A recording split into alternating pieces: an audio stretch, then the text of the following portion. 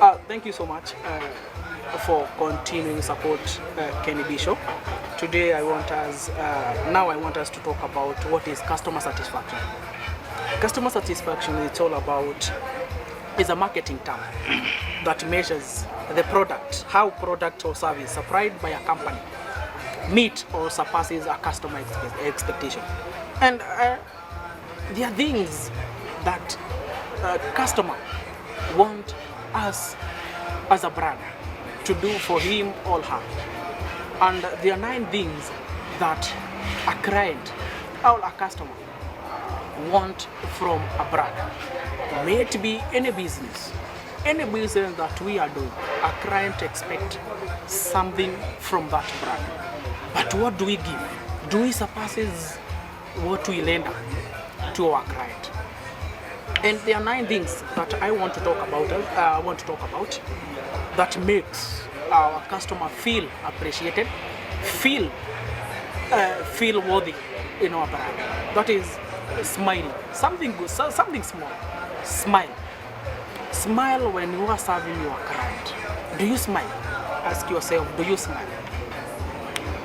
If I want anything from you, first impression that will attract me from you, it's a smile, a face that is smiling. Not a smiling mouth, a smiling face. And that attract any client apart from me.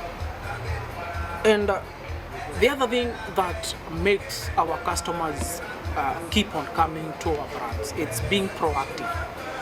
And ask how, something small. If a client chips in to your business, do you have time to ask, how can I help you? How may I be of your service? That simple words, those simple words makes a client willing to come more and more and more and more, only to be served by you. And the other thing I want to talk about, never allow anyone to outsmart you in anything. By this, I mean, if you are customer care, never allow any person in your brand, wherever you are working, to outsmart you in anything. May it be in your desk or in your business. The other thing I want to talk about is stay visible and available. Do not hover. By this I mean, you stay visible, you are always there for that client, available. If you want anything extra from you, from your brand, you are always available for that. But do not hover.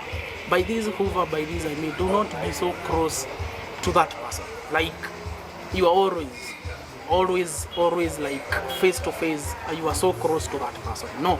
By this I only want you to be visible and available to render any service.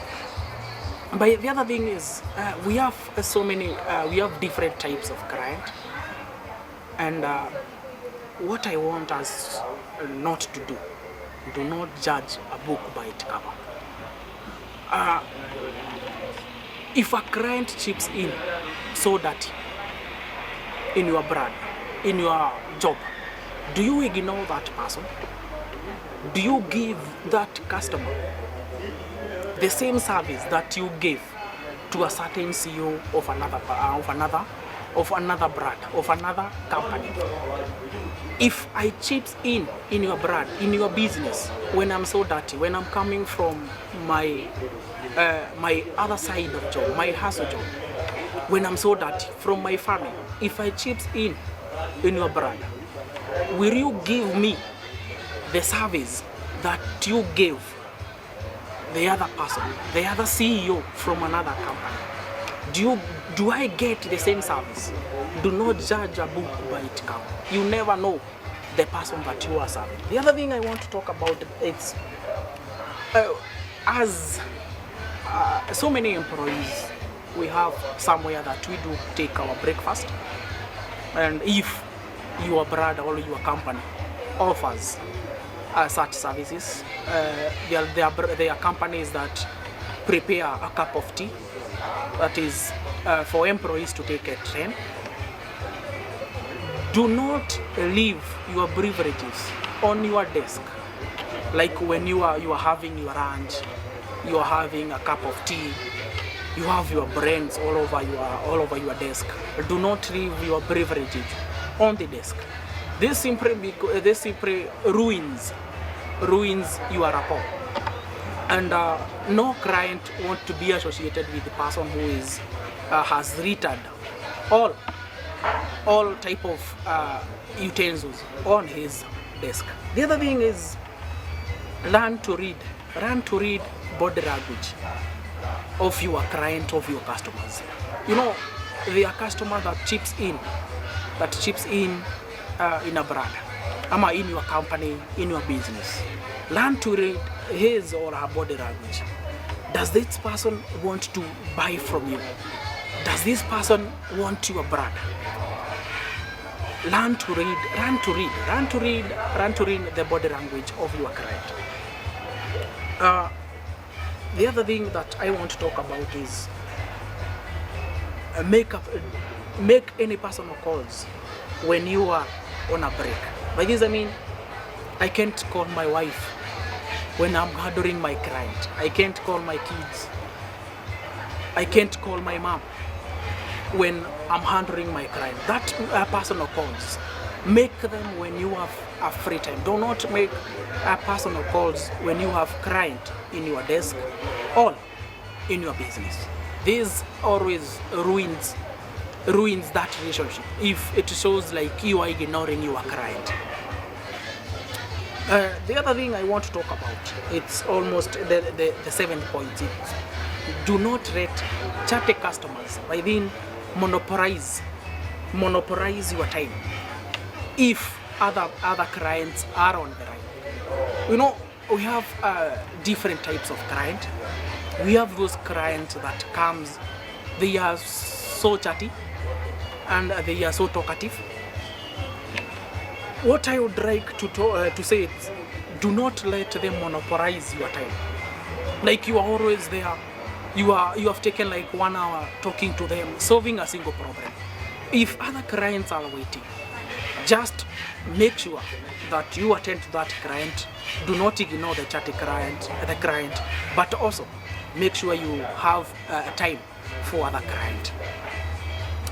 The other thing that makes our customers, our clients, to be like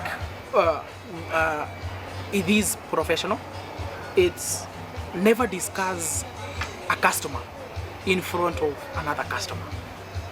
This one, it's bad. It's very, very bad to discuss a customer in front of another customer. By this, simply because if that customer may assume, if I leave, then I will be the next talk of the employees in this brand or in this company. I have mentioned about SEC and Rust. SEC, we talk about it all about smile, eye contact, and comment. Now I want to talk about Rust. Rust, it's all about reasoning, apologize, solve, and thank. Do you reason? Do you apologize? Do you solve? Or do you thank? Those are very simple ones. Very, very simple ones, but they carry a lot. Reasoning, it's all about finding out what the problem is. If a client comes and chips in into a business, do you have time to reason? Do you have time to know what the problem is? Or how can I help? How can I help in any situation of the client? The other thing, it's all about apologizing. So many brand, so many customer cares do not apologize simply because they think, if I apologize, this is not my brand, this is not my company, this is not my business. You are there because that brand, that business entrusts you that you can be there for them. You are saying sorry, or you are apologizing on behalf of the company. The other thing is, solving problems. By this I mean solving. It's all about having another alternative. If a client has an issue, do you have an alternative? If a client fails in his or her transactions, fails in whatever he or she was doing, do you have another alternative to attain customer expectation? The other thing is thank our customers. By this I mean being thankful, saying thank you.